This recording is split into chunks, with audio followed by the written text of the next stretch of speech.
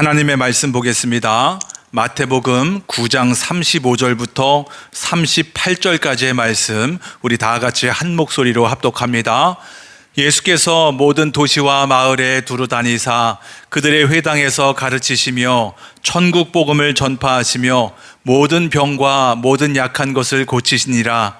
무리를 보시고 불쌍히 여기시니 이는 그들이 목자 없는 양과 같이 고생하며 기진함이라. 이에 제자들에게 이르시되 추수할 것은 많되 일꾼이 적으니 그러므로 추수하는 주인에게 청하여 추수할 일꾼들을 보내주소서 하라 하시니라. 아멘. 주중에 참으로 귀한 만남을 가졌습니다.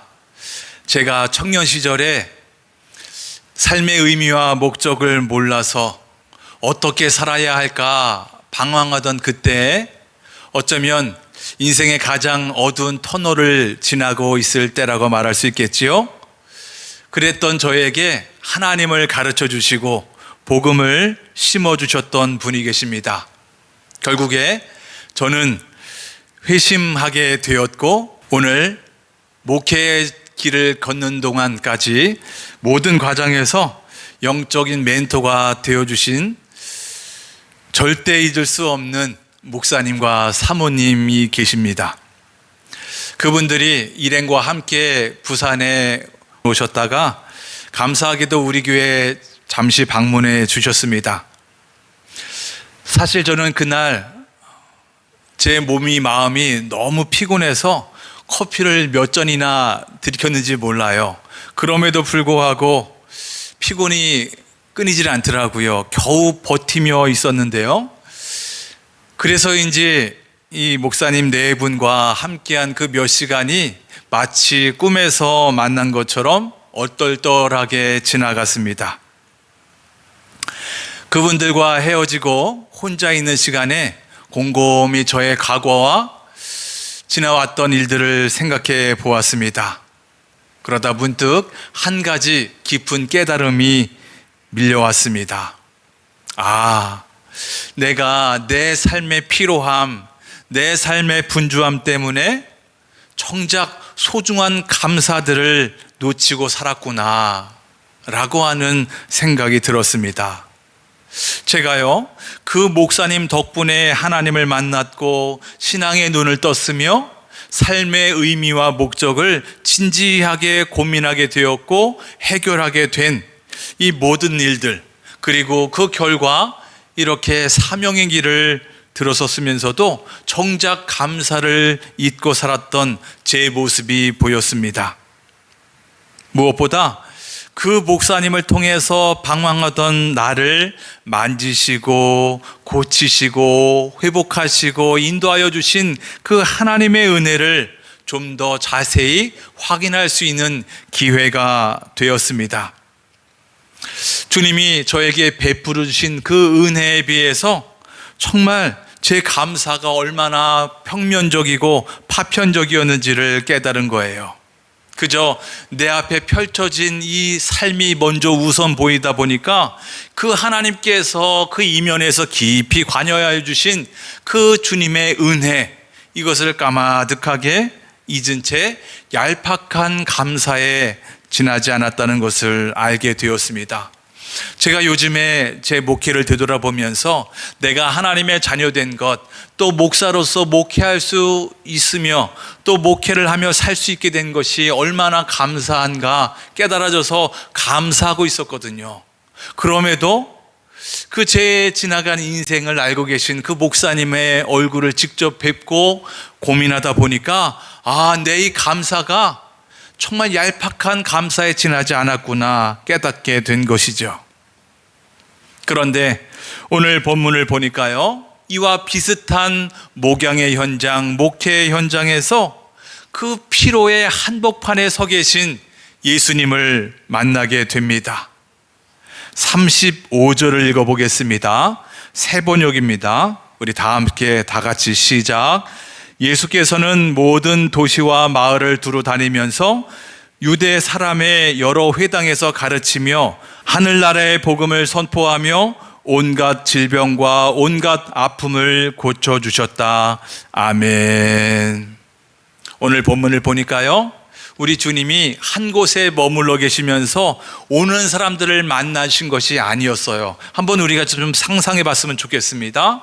주님이 이 마을에서 사역을 끝내고 나면 잠시 쉴 틈도 없이 곧바로 다른 마을로 이동을 하는데, 지금처럼 이동수단이 변변치 않았겠죠. 그리고 포장길도 아니에요. 먼지를 풀풀 날리면서 다른 마을로 가서 열심히 또 사역을 하시는 거죠. 가는 곳마다 병들고 찌든 사람들이 꽉 차 있습니다. 끝도 없이 밀려드는 수많은 사람들 때문에 정말 빡빡한 순회 사역이다라고 말할 수 있을 겁니다. 그러다 보니까 예수님과 제자들은 그렇게 수없이 몰려드는 인파로 시달려야 했습니다. 매일 이동하느라 마음의 여유는커녕 어디서는 식사할 겨를도 없었다고 말씀하고 있습니다.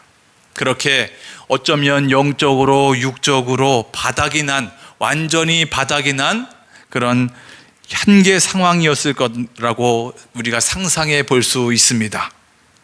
그러니 어떻게 눈앞에 이 영혼들을 제대로 돌아볼 수 있었겠습니까?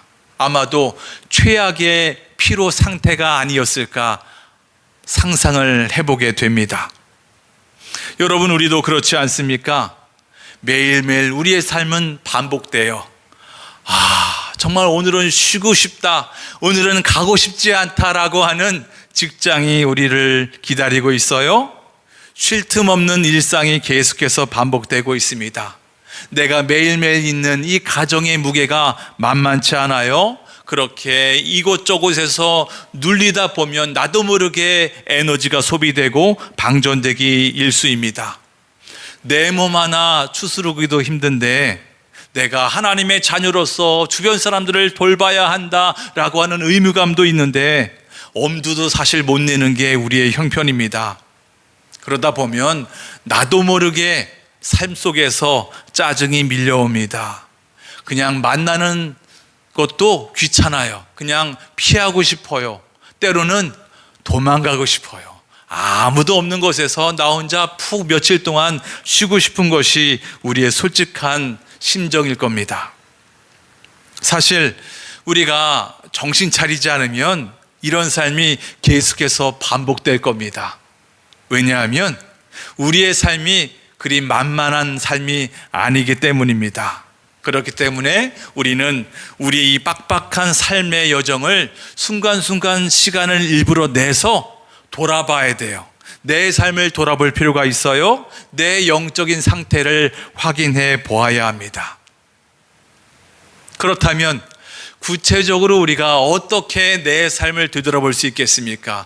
내 영적인 상태를 확인해 볼 수 있겠습니까? 의외로 간단합니다. 우리 주님을 보면 되는 거예요. 특히 오늘 말씀을 보면 우리 주님이 어떻게 사셨는지를 보면 우리가 도움이 많이 될 수가 있어요. 예수님이 육의 몸을 입고 이 땅에 오시지 않았습니까? 또 공생애를 사셨어요. 아침부터 밤 늦게까지 열심히 사역을 하셨어요. 그러다 보면 그 주님의 삶이 우리의 삶과 그리 별반 다르지 않다는 것을 보게 됩니다. 예수님도 역시나 매일매일 온갖 많은 사람들을 만나야 했고요, 대화 나눠야 됐고요, 쉴 틈 없이 사역을 감당을 하셨습니다. 그렇다면 과연 우리 주님은 매일매일 몰려드는 이런 피곤과 피로가 몰려드는 인생의 한복판에서 어떤 마음을 품고 사역을 하셨을까? 인생을 사셨을까? 어떤 자세로 수많은 사람들을 대하셨을까?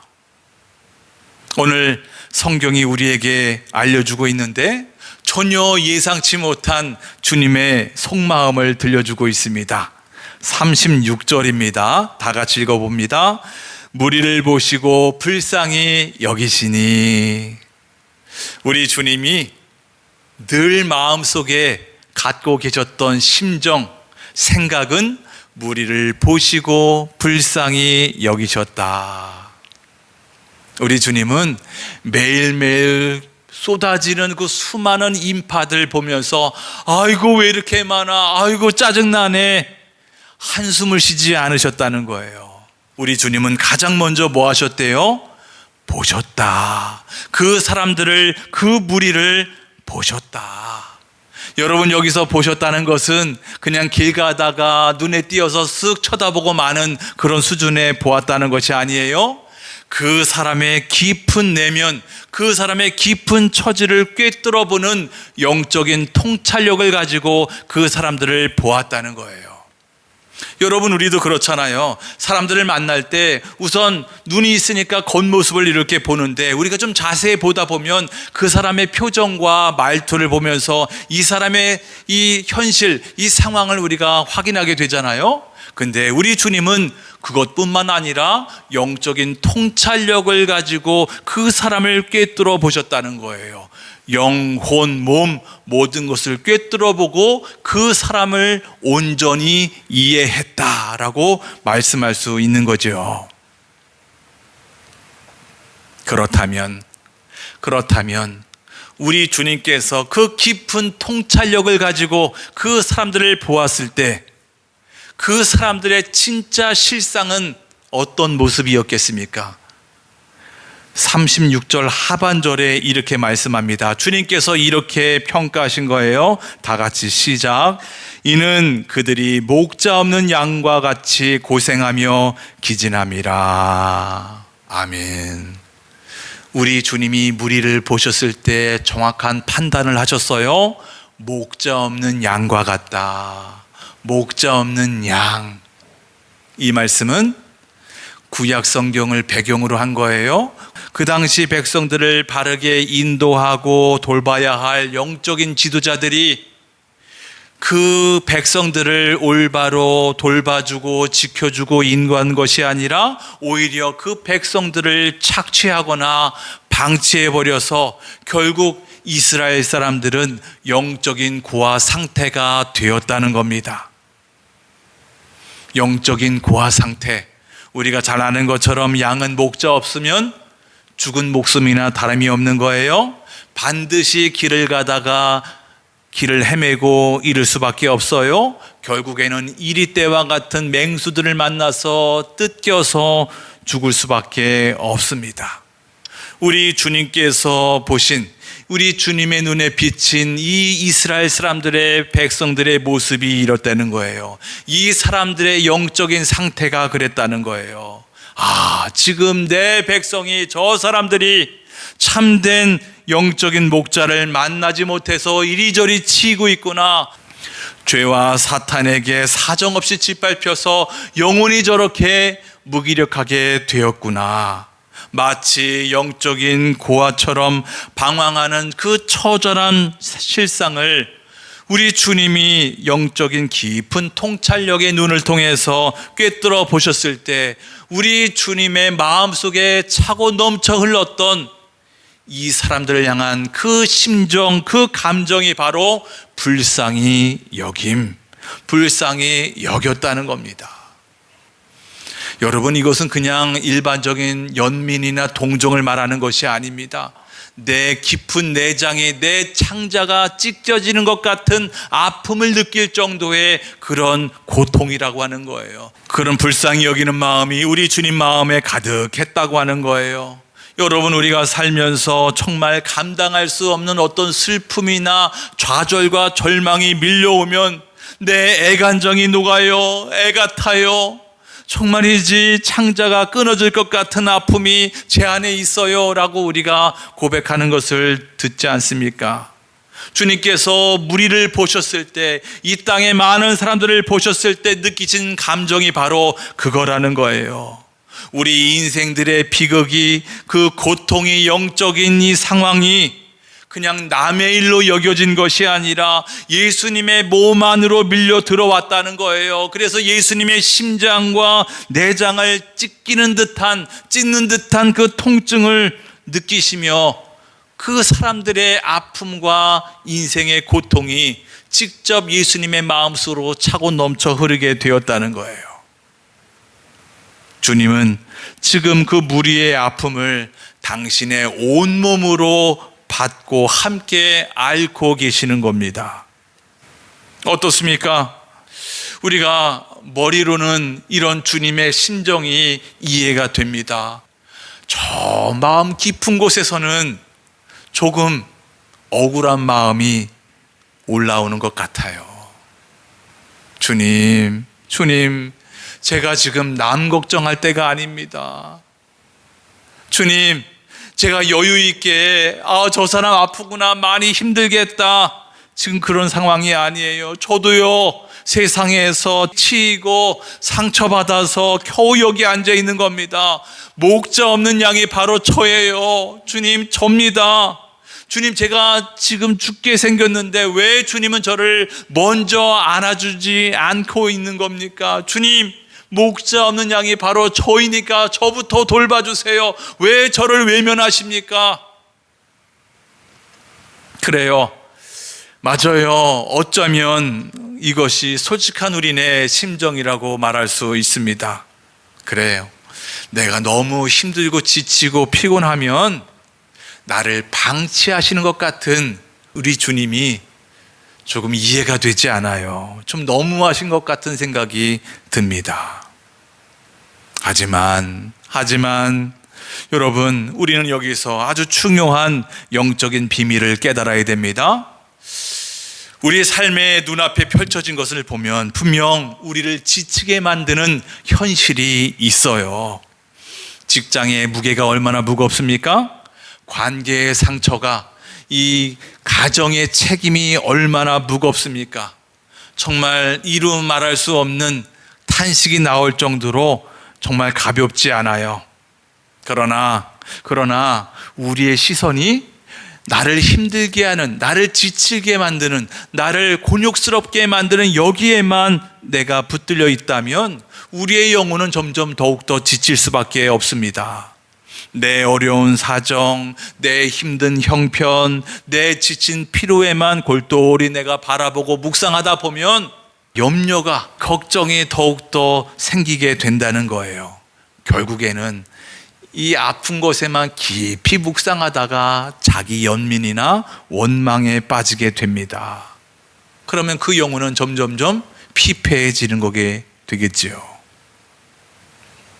그렇다면 어떻게 이런 피곤함, 이 지침, 이 기진함, 무기력에서 벗어날 수 있겠습니까? 어떻게 하면 우리가 치유받을 수 있겠습니까? 물론 내 옆 사람의 위로도 격려도 때로는 힘이 되고 능력이 될 수 있어요. 하지만 그것만으로는 우리의 영혼이 완전히 회복될 수가 없어요. 충만히 채울 수도 없습니다. 우리를 다시 일으키는 힘은 오직 예수 그리스도. 나를 다시 일으키는 힘은 오직 예수 그리스도. 오직 주님밖에 없습니다. 어떻게 해요? 그게 언제일지 모르겠지만 어느 순간 나를 찾아오셨던 그 주님의 사랑을 다시 기억하는 데서부터 시작되는 거예요. 방황하던 나에게 주님께서 오셔서 삶의 의미를 가르쳐 주세요. 삶의 목적을 깨닫게 하셨습니다.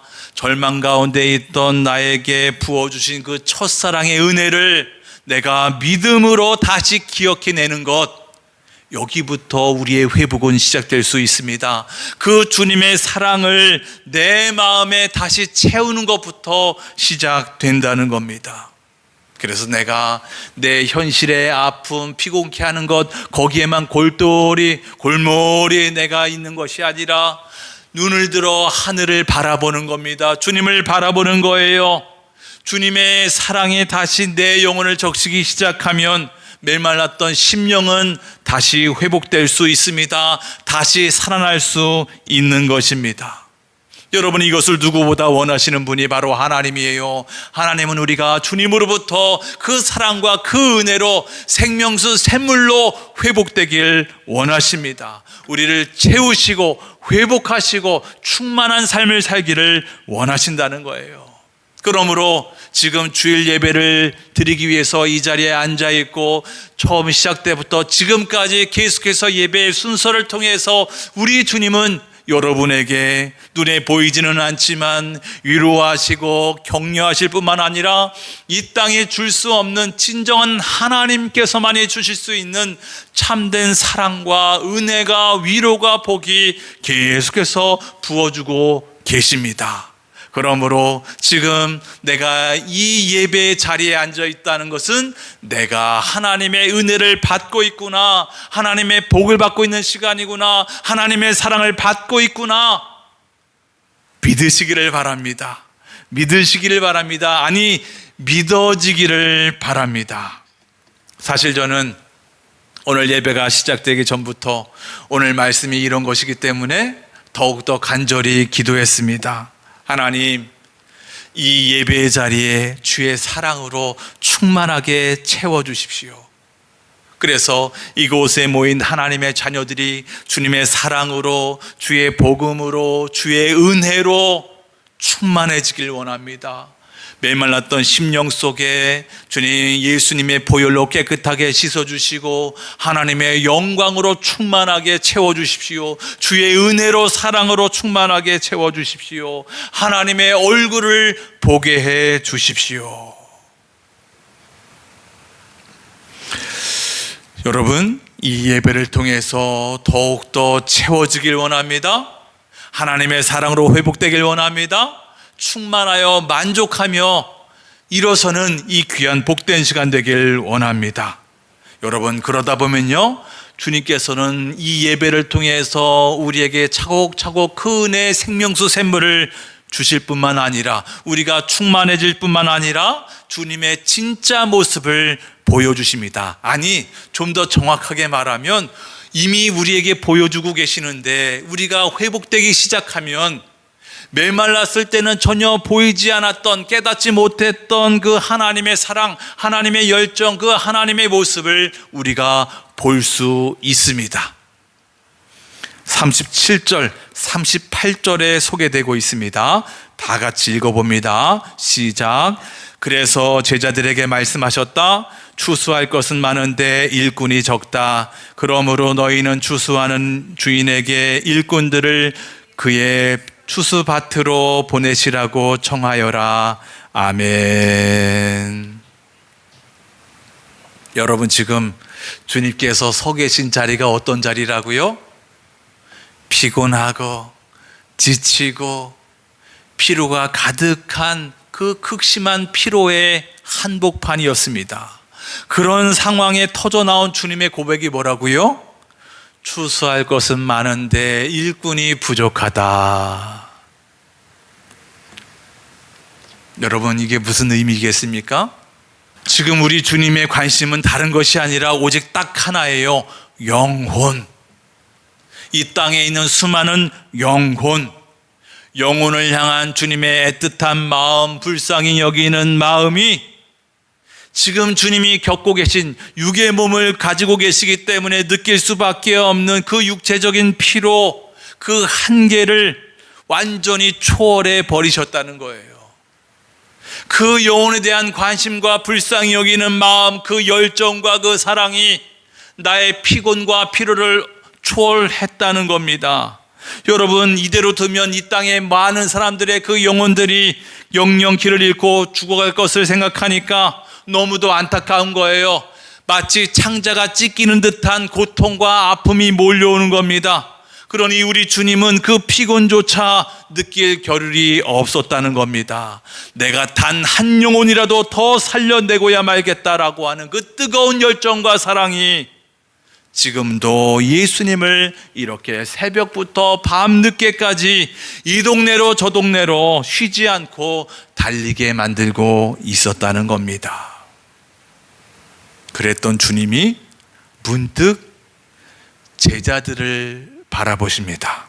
그리고 당신의 속마음을 털어놓으시는데 뭐라고 털어놓으셨어요? 내 사랑하는 제자들아, 저 죽어가는 영혼들 어떻게 했냐? 저 죽어가는 영혼 어떻게 할까?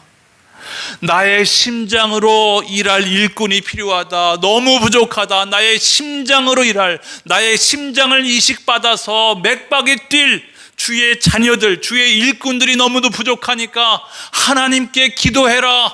하나님께 일꾼들 보내달라고 기도해라. 그러니까 주님은 당신의 사랑을 먼저 받은 주의 자녀들, 주의 제자들이 이 위대한 생명의 역사에 함께 해 주시기를 간절히 원하신다는 거예요. 여러분, 우리가 피곤하고 지치면 주님의 사랑 받아야죠. 생명수 생물을 벌컥벌컥 마셔야죠.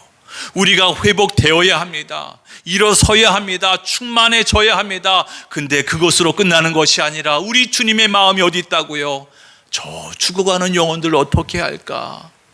나와 함께 생명의 역사에 동참하지 않겠냐고 말씀하고 있는 겁니다. 그래서 주님은 제자들에게 일꾼을 보내달라고 기도하라 라고 명령을 하십니다. 여러분, 왜 기도하라고 하시는 겁니까? 기도하는 사람만이, 하나님 앞에 무릎을 꿇는 사람만이 영혼을 향한 하나님의 심장, 하나님의 심령, 하나님의 열정, 하나님의 사랑을 이식받을 수 있기 때문인 겁니다. 기도는 내 의지를 짜내는 노동이 아니에요. 지친 내 가슴에 예수님의 심장을 이식하는 시간입니다. 예수의 뜨거운 열정과 사랑과 은혜를 이식받는 시간, 내가 충만해지는 시간, 주님의 열정으로 사로잡는 시간이라고 하는 겁니다. 그 기도의 자리에서 주님의 심장 소리를 들은 사람만이 이 세상에서 사명의 맥박이 뛸 수 있다는 겁니다. 여러분, 우리가 이것을 잊으면 안 되는 거예요. 이렇게 주님께로부터 이식된 주님의 열정은 결국 우리를 기도의 자리를 넘어서 파송의 자리까지도 나아가게 합니다. 여러분, 우리가 읽진 않았지만 9장을 끝내고 나면 10장에 예수님이 직접 실제로 이 제자들을 세상 한복판으로 파송을 하시는 것을 보게 됩니다. 이렇게 말씀하십니다. 마태복음 10장 16절 다 같이 읽어봅니다. 보라, 내가 너희를 보냄이 양을 이리 가운데로 보냄과 같도다. 아멘. 주님의 심장을 이식받아서 세상으로 나아가는 그 사람들을 향한, 주님의 일꾼들을 향한 우리 주님의 마음이 어떻다고요? 이리 가운데, 이리때 가운데 보내는 양과 같다는 거예요. 여러분, 왜 꼭 이렇게만 해야 할까요? 이렇게까지 하시는 이유가 뭘까요? 내 사랑하는 저 죽어가는 양 한 마리도 내가 절대 포기할 수 없겠다. 나 포기 못하겠다. 천하보다 귀한 저 한 생명이라도 나는 절대 포기할 수 없어 라고 하는 주님의 그 애절한 사랑이라고 하는 겁니다. 여러분, 생각해 보세요. 여러분과 제가 어떻게 구원을 받았습니까? 사실 주님의 이런 애절한 사랑 때문에 우리가 하나님의 자녀가 된 것 아니겠습니까? 주의 사랑 받은 것 아니겠습니까? 여러분, 우리가 착각하면 안 되는 겁니다. 주님을 오해하면 안 되는 거예요. 사실 우리가 주님께 드려지는, 내가 주님의 일꾼으로서 주님께 드릴 수 있는 그 노동력이 얼마나 대단합니까? 보잘것 있습니까? 우리의 열정이 얼마나 대단해요. 여러분, 주님 보기에 아무것도 아닌 거예요. 생각해 보면 주님의 사랑과 그 은혜, 그 열정, 능력에 비하면 우리가 가진 것은 별 볼 일 없어요. 아무것도 아니에요. 여러분, 그럼에도 왜 초청하는 거겠습니까? 왜 초청하시는 거겠습니까? 곰곰이 생각해 볼 필요가 있다는 거죠. 우리는 하나님의 자녀로 이미 주님의 사랑 받았고, 또 사역자로 각자의 삶에서 하나님께서 주신 그 사명을 붙들면서 살아가고 있잖아요. 그럼에도 여전히 우리는 신음해요. 아프다고, 부족하다고, 목마르다고, 괴롭다고, 때로는 주저앉아서 낭망하며 좌절하여 통곡을 하고 있는 우리의 삶의 모습이 있잖아요. 매일의 삶 속에서 지치며 신음하는 오늘 우리에게 먼저 다시 한번 주님의 사랑으로 충만해져라. 그리고 그 충만해진 심정으로 우리 주님과 함께 하자고, 함께 이 주님의 나라를 위해 일하자고 우리를 초청해 주시는 겁니다. 그렇다면 오늘 우리는 주님의 초청에 어떻게 반응해야 할까? 주님의 부르심에 어떻게 응답하시겠습니까? 그래요. 우리도 주님 안에서 주님의 사랑으로, 주님의 은혜로 회복되어야 합니다. 생명수 샘물을 벌컥벌컥 마셔야 합니다. 그렇게 주님의 심장을 품고 삶의 자리로 나아가야 합니다. 여러분, 그렇다고 뭐 대단한 순교하라는 게 아니에요. 얘야, 네가 나를 위해 목숨을 버렸으면 좋겠다. 여러분, 물론 100에 하나 1000에 하나 그럴 수도 있겠지만 대부분 여러분 걱정하지 마세요. 그렇게까지 말씀 안 하십니다. 그렇다면 하나님께서 원하시는 것은 무엇일까? 하나님이 우리 각자에게 주신 삶의 자리, 사명의 자리가 있습니다. 작게는 가정, 직장, 학교, 사업장, 뭐 그런 데가 있을 수 있겠죠. 거기서 내가 주님의 심장을 품었어요. 주님의 심장을 이식받았어요. 주님의 사랑을 받았어요. 주님의 은혜를 품었습니다. 그리고 내 곁에 있는 사람들을 향해서 작은 손을 내밀면 되는 거예요. 서두에 말씀드렸던 목사님 사모님이 떠나시고 난 뒤에 며칠 동안 지금까지 베풀어 주셨던 그 사랑과 은혜가 너무 감사해서 이것은 마음으로만 기도만 해서는 안 되겠다 싶어서 곧바로 행동했습니다. 스마트폰을 꺼내서 그 목사님께 감사의 문자를 보냈습니다. 목사님을 통해서 하나님을 알게 되어서 얼마나 감사한지 모릅니다. 목사님, 저에게 하나님을 소개해 주셔서 감사합니다. 성경을 가르쳐 주셔서 주님의 마음을 품게 해 주셔서 감사합니다.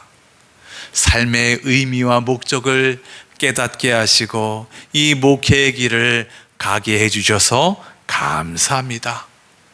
제가 조만간 찾아뵙고 감사의 의미를 담아서 목사님 좋아하시는 순대국밥 한 그릇을 제가 대접하면서 감사를 전하고 싶습니다. 목사님, 기회를 주세요 라고 문자를 보냈습니다. 여러분, 이제 이 예배가 끝나면 여러분의 각자 삶의 자리로 돌아가게 됩니다. 집으로 가요, 일터로 가게 됩니다. 그 삶의 자리에서 여러분은 누구에게 그 주님의 심장을 나누어 주겠습니까? 그 사랑을 나눠줄 수 있겠습니까? 주님께서 오늘 우리에게 원하시는 것은 거창한 게 아니에요. 작은 것 하나. 비록 내가 몸은 피곤해요. 좀 쉬고 싶고 자고 싶고 눕고 싶고 그렇지만 그럼에도 주님께서 주시는 그 마음, 그 심장을 품고 내 가족들에게 따뜻한 말 한마디 전하는 거예요. 지쳐있는 내 직장 동료에게 격려하며 건네는 커피 한 잔이 될 수 있어요. 그리고 내 소중한 사람들에게 문자 하나, 전화 하나 해서 고마워요, 감사해요, 고맙다라고 내 따뜻한 마음을 전해주는 것. 여러분, 이것이 주님께서 오늘 우리에게 말씀하시는 복의 통로가 되라, 사명의 자리를 지켜라, 추수할 일꾼들이 되어라 라고 말씀하시는 그 주님의 명령에 순종하는 것 아니겠습니까? 2000년 전에 주님께서 이 땅에 오셔서 그토록 우리 이 영혼들에게, 이 땅의 많은 사람들에게 주님의 사랑과 열정과 복음을 쏟아내셨습니다. 그 애절했던, 포기할 수 없었던 그 주님의 열정, 그 주님의 심장이 오늘 여러분과 저에게 이식되어서 그 심장으로 내가 내 삶 속에서 거룩한 맥박으로 계속해서 뛰면서 많은 사람들에게 주님의 사랑을 나누며 살아가는 여러분과 제가 되길 주의 이름으로 축복합니다.